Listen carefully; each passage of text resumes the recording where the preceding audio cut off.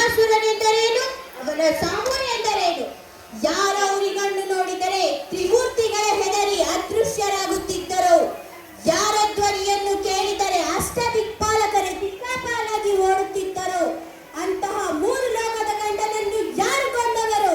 ಕೇವಲ ಒಂದು ಹೆಣ್ಣು. ಏನಂದೆ? ಸತ್ಯ ಮಹಿಷಿ, ಸತ್ಯ. ನಿನ್ನ ಅಣ್ಣನನ್ನು ಸಂಹರಿಸಬೇಕೆಂದು ದೇವತೆಗಳೆಲ್ಲ ಸೇರಿ ಅಪೂರ್ವ ಸೌಂದರ್ಯವತಿಯಾದ ಒಂದು ಹೆಣ್ಣನ್ನು ಸೃಷ್ಟಿಸಿ ಅವಳಿಗೆ ತಮ್ಮ ಎಲ್ಲಾ ಶಕ್ತಿಗಳನ್ನು ಧಾರೆರೆದು ಯುದ್ಧಕ್ಕೆ ಕಲಿಸಿದರು. ಆ ತ್ರಿಪುರ ಸುಂದರಿಯೇ ನಿನ್ನ ಅಣ್ಣನನ್ನು ಸಂಹರಿಸಿದವಳು. ಅಣ್ಣ, ಕಡೆಗೂ ನಿನ್ನ ಸಹೋದರಿಯನ್ನು ಏಕಾಂಗಿಯಾಗಿ ಬಿಟ್ಟು ಹೊರಟೇ ಹೋದೆಯ? ತ್ರಿಮೂರ್ತಿಗಳನ್ನೇ ಹೆದರಿಸಿದಂತಹ ಧೀರ ನೀನು ಕೇವಲ ಒಂದು ಹೆಣ್ಣಿನಿಂದ ಹತನಾದೆಯ? ಅಯ್ಯೋ, ಏನಾಯ್ತು ನಿನ್ನ ಪೌರುಷ? ಎಲ್ಲಿ ಹೋಯಿತು ನಿನ್ನ ಅದ್ಭುತ ಶಕ್ತಿ? ಅಣ್ಣ, ನಿನ್ನನ್ನು ಹೊಂಚು ಹಾಕಿ ಸಾಯಿಸಿದ ದೇವತೆಗಳನ್ನು ಸಾಯಿಸದಿದ್ದರೆ ನಾನು ನಾನು ಮಹಿಷಿಯೇ ಅಲ್ಲ. ಮಹಿಷಿ, ದೇವತೆಗಳು ಸಾವನ್ನು ಗೆದ್ದವರು. ಅವರನ್ನು ನೀನು ಎದುರಿಸಬೇಕಾದರೆ ನೀನು ಸಾವನ್ನು ಗೆಲ್ಲಬೇಕು. ಸಾವನ್ನು ಗೆಲ್ಲುವುದು ಹೇಗೆ? ವರದಿಂದ. ಮೊದಲು ನೀನು ಬ್ರಹ್ಮದೇವನಿಂದ ಸಾವಿಲ್ಲದಂತೆ ವರವನ್ನು ಪಡೆಯಬೇಕು. ಅನಂತರ ಸುರರನ್ನು ಸೋಲಿಸಿ ನಿನ್ನ ಸೇವಕರನ್ನಾಗಿಟ್ಟುಕೊಳ್ಳಬಹುದು.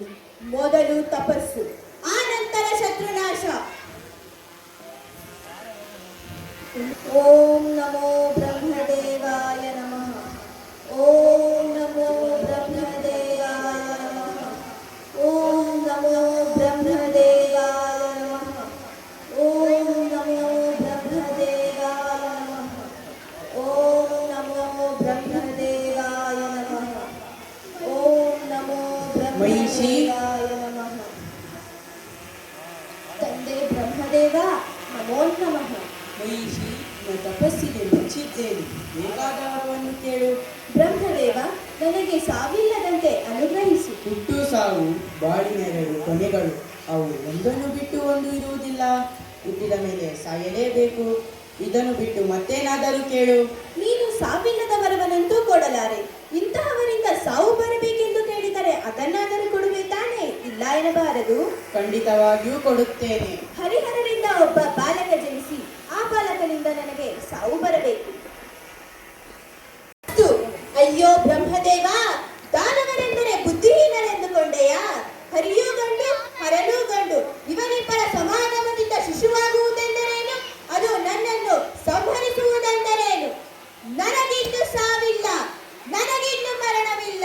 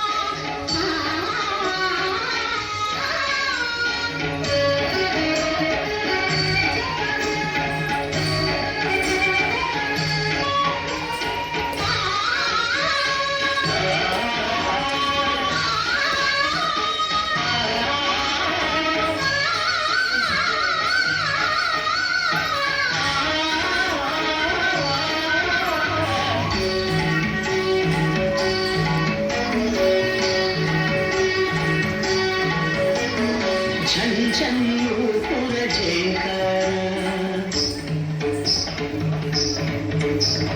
ಹರಿಹರ ಶಕ್ತಿಯ ಓಂಕಾರ ಚಂಚನ್ಯೂಪುರ ಹರಿಹರ ಶಕ್ತಿಯ ಓಂಕಾರ ಸುಧಾವಾಹಿನಿಯ ಶೃಂಗಾರ ನಿತ್ಯಾನಂದದ ಲಹರಿವಿಹಾರ ಚಂಚನ್ಯೂಪುರ ಹರಿಹರ ಶಕ್ತಿಯ ಓಂಕಾರ ಹರಿಹರ ಶಕ್ತಿಯ ಓಂಕಾರ.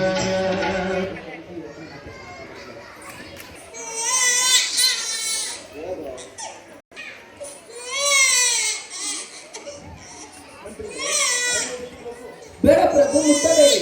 ಯಾವ ಕಾಡಿನ ಹೆಣ್ಣಿನ ಶಿಶುವೋ ಏನೋ, ಅದನ್ನೇಕೆ ಮುಟ್ಟುತ್ತೀರಿ? ನನಗೆ ವಾತ್ಸಲ್ಯ ತುಂಬಿ ಬರುತ್ತಿದೆ. ಮುಟ್ಟಬೇಡಿ ಪ್ರಭು. ಸದಾ ಮಕ್ಕಳೆಲ್ಲ ಕೊರಗುತ್ತಿರ ನಿಮಗೆ ಆ ಮಗುವನ್ನು ಕಂಡಾಗ ವಾತ್ಸಲ್ಯ ತುಂಬಿ ಬರುವುದು ಸಹಜ. ಮಂತ್ರಿಗಳೇ, ಈ ಶಿಶುವು ಸಾಧಾರಣವಾದದಲ್ಲ. ಈ ಶಿಶುವು ಪರಶಿವನ ಅನುಗ್ರಹದಿಂದ ಹುಟ್ಟಿದವನೇ. ನೋಡಿ, ಈ ದಟ್ಟ ಕಾನನದಲ್ಲಿ ಶಿವಲಿಂಗನ ಎದುರಿಗೆ ಶಿಶುವು ಹೇಗೆ ನಡೆಯುತ್ತಿದೆ ಎಂದು. ಮಕ್ಕಳಿಲ್ಲದ ನನಗೆ ಆ ದೇವರು ನೀಡಿದ ಪ್ರಸಾದ. ಈ ಮಗುವನ್ನು ನಾನು ಅರಮನೆಗೆ ಕರೆದೊಯ್ಯುವೆ. ನಿಮ್ಮ ಚಿತ್ತ ಪ್ರಭು. ಹರಿಹರರ ಸಮಾಗಮ. ಪ್ರಭು, ದೇವಿ, ನೋಡಿದೆಯಾ ಈ ಕಂದನ? ಪ್ರಭು, ಯಾರದ್ದು ಈ ಮಗು? ನಮ್ಮದೇ. ಬೇಟೆಗಾಗಿ ಹೋಗಿದ್ದ ನನಗೆ ಆ ದೇವರು ನೀಡಿದ ಪ್ರಸಾದ, ಆ ಹರಿಹರರು ಕೊಟ್ಟವರ. ಎಷ್ಟು ಮುದ್ದಾಗಿದೆ ಸ್ವಾಮಿ. ಇದು ನಮ್ಮ ಮಗುವೇ ತಾನೆ? ಅನುಮಾನವೇಕೆ? ಇಂದಿನಿಂದ ಈ ಮಗುವಿಗೆ ನೀನೇ ತಾಯಿ. ತಾಯಿ? ಈ ಮಗುವಿಗೆ ನಾನೇ ತಾಯಿ? ಗುರುಗಳೇ, ನಿಮ್ಮ ಮಾತು ಸತ್ಯವಾಯಿತು. ನಿಮ್ಮ ಮಾತಿನಂತೆ ನಾನು ತಾಯಿಯಾಗಿ ಬಿಟ್ಟೆ. ಗುರುಗಳೇ, ಈ ಮಗುವಿಗೆ ನೀವೇ ಹೆಸರನ್ನು ಸೂಚಿಸಿ. ಈ ಮಗು ಉತ್ತರ ನಕ್ಷತ್ರದಲ್ಲಿ ಜನಿಸಿರುವುದರಿಂದ ಲೋಕವಿಖ್ಯಾತನಾಗುತ್ತಾನೆ. ಹುಟ್ಟುವಾಗಲೇ ಕೊರಲಲ್ಲಿ ಮಣಿ ಇರುವುದರಿಂದ ಮಣಿಕಂಠ ಎಂದು ಹೆಸರಿಡಿ. ಶುಭವಾಗಲಿ. ಮಣಿಕಂಠ, ಮಣಿಕಂಠ ಬಹಳ ಸೊಗಸಾದ ಹೆಸರು. ಮಹಾರಾಣಿಯವರಿಗೆ ಪ್ರಣಾಮಗಳು. ಮಂತ್ರಿಗಳೇ, ಬನ್ನಿ. ಏನು ವಿಷಯ? ಮಹಾರಾಜರು ಮಣಿಕಂಠನಿಗೆ ಯುವರಾಜ ಪಟ್ಟಾಭಿಷೇಕ ಮಾಡಬೇಕೆಂದಿದ್ದಾರೆ. ಬಹಳ ಸಂತೋಷ. ಸಂತೋಷವೇ? ಅಯ್ಯೋ ದೇವರೇ, ಸಂಕಟ ಪಡುವ ವಿಷಯಕ್ಕೆ ಸಂತೋಷ ಪಡುತ್ತಿದ್ದೀರಲ್ಲ. ಏನು ಹೇಳುತ್ತಿದ್ದೀರಿ? ಸತ್ಯವನ್ನು ತಾಯಿ, ಮಣಿಕಂಠನ್ ಯಾರು? ನಿಮ್ಮ ಹೊಟ್ಟೆಯಲ್ಲಿ ಹುಟ್ಟಿದ ಮಗನೇ ಅಲ್ಲ, ರಾಜವಂಶದಲ್ಲಿ ಜನಿಸಿದವನೇ ಅಲ್ಲ, ತಂದೆ ತಾಯಿ ಯಾರೋ ತಿಳಿಯದವನು, ಕಾಡಿನಲ್ಲಿ ನಾಥನಾಗಿ ಬಿದ್ದವನು. ಯಾವ ಕಾಡಿನ ಜನರ ಮಗನೋ ಏನೋ. ಸಾಕು, ನಿಲ್ಲಿಸಿ ನಿಮ್ಮ ಪ್ರಲಾಪ. ಮಣಿಕಂಠ ನಮಗೆ ದೇವರು ನೀಡಿದ ಪ್ರಸಾದ. ಸ್ವಲ್ಪ ಯೋಚಿಸಿ ತಾಯಿ. ತಮಗೂ ಒಬ್ಬ ಮಗನಿದ್ದಾನೆ. ತಮ್ಮ ಸ್ವಂತ ಕರುಳಿನ ಕುಡಿ.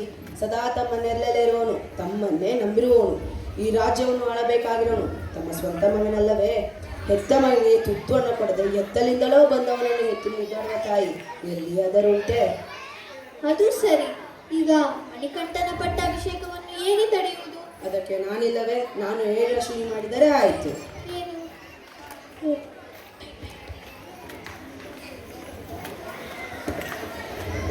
ತಾನು ಸಜ್ಜನರಾದರೂ ಲೋಕ ಸಜ್ಜನರನ್ನು ಸಜ್ಜನರಂತೆ ಇಡದೆ ಬಿಡೋದು ಅಂತ ಹೇಳ್ತಾರೆ. ಕೊಂಕುವನ್ನು ನುಡಿದ. ಕೊಂಕು ಮಾತು ಅವಳ ಮನಸ್ಸಿಗೆ ತಾಟಿತು.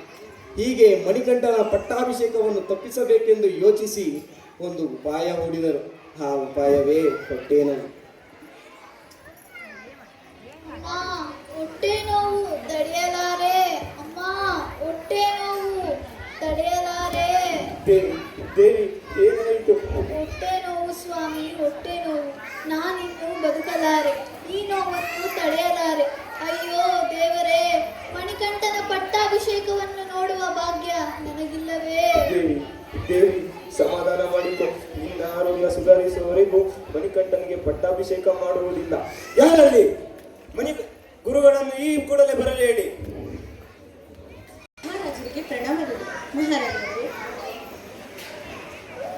ಶಿವ ಶಿವ, ಧನ್ವಂತ್ರಿಯೇ ಕೃಪೆ ಮಾಡು, ಧನ್ವಂತ್ರಿಯೇ ಕೃಪೆ ಮಾಡು. ವೈದ್ಯರೇ, ಇದು ಯಾವ ಕಾಯಿಲೆ? ಹಸುರ ಉದರ ಶಿವಲೇ ಎಂದು ಮಾಂಸ ಭಕ್ಷಕರಾದ ರಾಕ್ಷಸರಿಗಿರುವ ಹೊಟ್ಟೆ ನೋವು. ಇದಕ್ಕೆ ಔಷಧಿ ನನ್ನ ಬಳಿ ಇದೆ. ಹಿಮಾಲಯದಲ್ಲಿಂದ ತಂದಿರುವ ಅಶ್ವಿನಿ ಮೂಲಿಕೆ.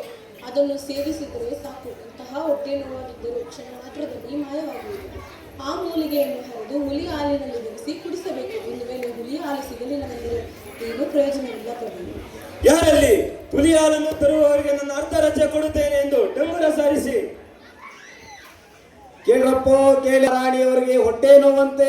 ಈ ಹೊಟ್ಟೆ ನೋವಿಗೆ ಹುಲಿಯ ಹಾಲೇ ಅಪ್ಪಾಜಿ, ಕಂದ ಮಣಿಕಂಠ ದುಃಖಿಸಬೇಡಿ ಅಪ್ಪಾಜಿ.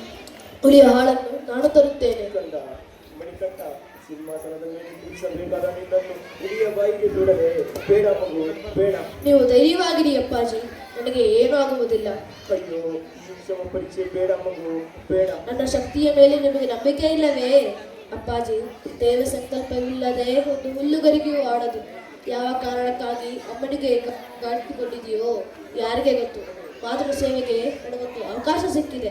ದಯವಿಟ್ಟು ನನ್ನನ್ನು ತಡೆಯದಿರಿ, ನನ್ನನ್ನು ಆಶೀರ್ವದಿಸಿ. ಕಂದ ಮಣಿಕಂಠ, ಹೋಗಿ ಬಾ ಮಗು ಹೋಗಿ ಬಾ.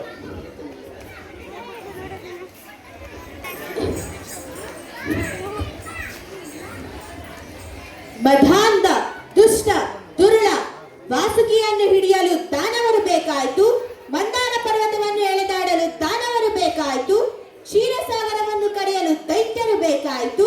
ಅಮೃತ ಕುಡಿಯಲು ಮಾತ್ರ ನಾವು ಅರ್ಹರಲ್ಲವೋ? ನನಗೀಗ ಅಮೃತ ಕೊಟ್ಟರೆ ಸರಿ, ಇಲ್ಲದಿದ್ದರೆ ಇಡೀ ದೇವಲೋಕವನ್ನೇ ನಾಶ ಮಾಡಿಬಿಡುತ್ತೇನೆ. ನಿಲ್ಲು, ಮೊದಲು ನಿನ್ನ ಪ್ರಾಣ ಉಳಿಸಿಕೋ, ಆನಂತರ ದೇವಲೋಕದ ಬಗ್ಗೆ ಮಾತನಾಡು. ಯಾರಲ್ಲಿ ಮರೆಯಲ್ಲಿ ನಿಂತು ಈ ಮಹಿಷಿಯ ಪ್ರಾಣದ ಬಗ್ಗೆ ಮಾತನಾಡುತ್ತಿರುವುದು? ಧೈರ್ಯವಿದ್ದರೆ ಎದುರಿಗೆ ಬಾ.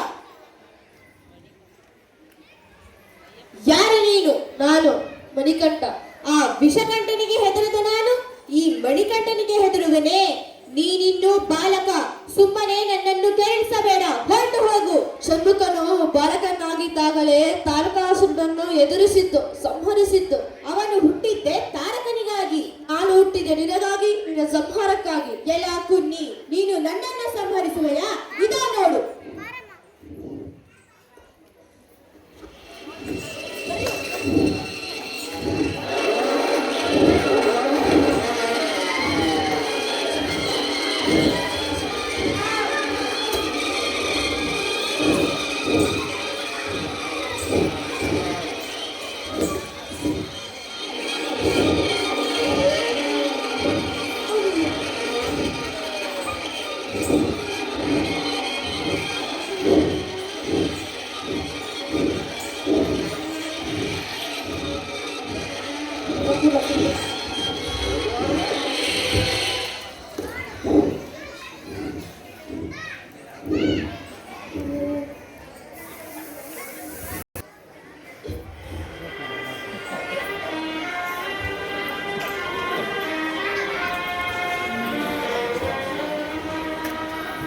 ಪರಮಾತ್ಮ, ಕರುಣಾ ಸಾಗರ, ನಿನ್ನ ಕೃಪೆಯಿಂದ ನನ್ನ ರಾಕ್ಷಸ ಜನ್ಮ ಹೋಯಿತು.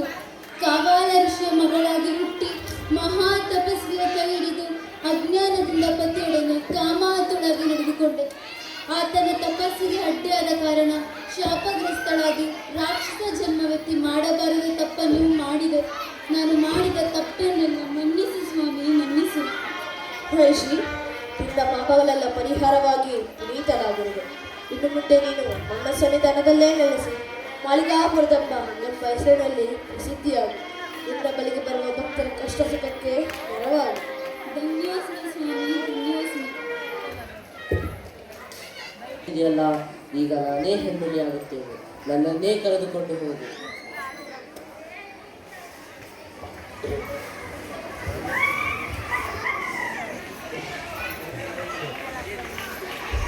ದೇವಿ, ಅವ ನೋಡು ನಮ್ಮ ಮಗ ಮಣಿಕಂಠ. ನೋಡು ದೇವಿ, ನಮ್ಮ ಮಗ ಮಣಿಕಂಠ ಹುಲಿ ಹಾಲನ್ನಷ್ಟೇ ಅಲ್ಲ, ಹುಲಿಯನ್ನೇ ತಂದಿದ್ದಾನೆ. ಭಯಪಡಬೇಡಿ ಅಮ್ಮ, ಇದು ನಮ್ಮ ಮಿತ್ರ ಸ್ವರೂಪಿ. ಅಪ್ಪಾಜಿ, ವೈದ್ಯರಿಗೆ ಹೇಳಿ ಬೇಗ ಹುಲಿಯ ಹಾಡನ್ನು ಕರೆದುಕೊಳ್ಳಲು. ನಿಲ್ಲಿ ಮಣಿಕಂಠ, ನನಗೆ ಯಾವ ಕಾಯಿಲೆಯೂ ಇಲ್ಲ ಮಗು. ಮಂತ್ರಿಗಳ ಪಿತೂರಿಯ ಮಾತನ್ನು ಕೇಳಿ ನಿನ್ನನ್ನು ಪಟ್ಟಾಭಿಷೇಕದಿಂದ ತಪ್ಪಿಸುವ ಸಲುವಾಗಿ ನಾಟಕ ಮಾಡಿದೆ.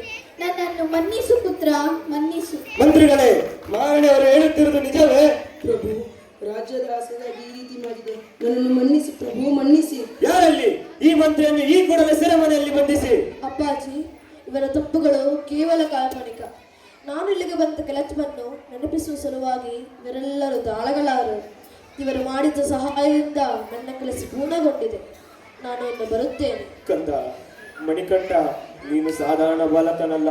ನಮ್ಮನ್ನು ಉದ್ಧರಿಸುವ ಸಲುವಾಗಿ ಧರೆಗಿಳಿದು ಬಂದ ಜ್ಯೋತಿ ಸ್ವರೂಪ ನೀನು. ದಯಮಾಡಿ ನೀನಾರು, ಇಲ್ಲಿಗೆ ಏಕೆ ಬಂದೆ ಎಂದು ತಿಳಿಸಿ ನಿನ್ನ ದಿವ್ಯ ದರ್ಶನ ನೀಡು ತಂದೆ.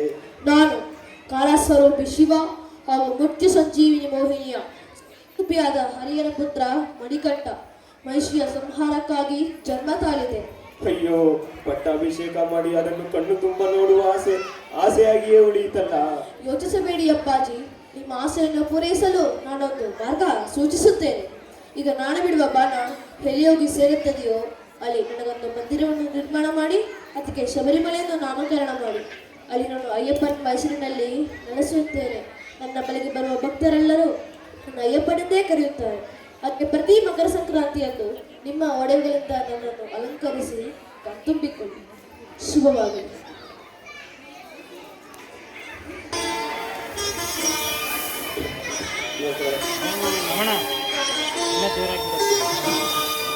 ಶರಣಮಯ್ಯಪ್ಪ ಸ್ವಾಮಿ ಶರಣಮಯ್ಯಪ್ಪ ಶರಣಮಯ್ಯಪ್ಪ ಸ್ವಾಮಿ ಶರಣಮಯ್ಯಪ್ಪ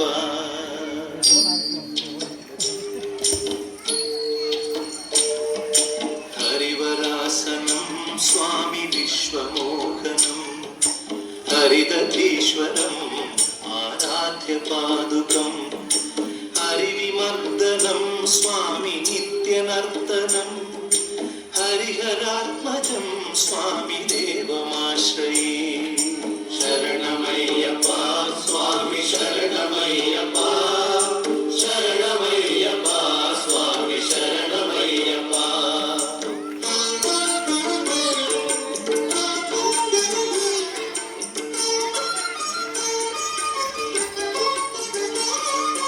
ಶರಣ ಕೀರ್ತನಂ ಸ್ವಾಮಿ ಶಬ್ದಮಾನಸಂ ವರ್ಣಲೋಲುಪಂ ಸ್ವಾಮಿ ನರ್ತನಾಲಸಂ ಅರುಣಭಾಸುರಂ ಸ್ವಾಮಿ ಭೂತನಾಯಕಂ ಹರಿಹರಾತ್ಮಜಂ ಸ್ವಾಮಿ ದೇವಮಾಶ್ರಯೇ ಪ್ರಣಯ ಸತ್ಯಕಂ ಸ್ವಾಮಿ ಪ್ರಾಣನಾಯಕಂ ಪ್ರಣತಕಲ್ಪಕಂ ಸ್ವಾಮಿ ಸುಪ್ರಭಾಂಚಿತಂ ಪ್ರಣವಮಂದಿರಂ ಸ್ವಾಮಿ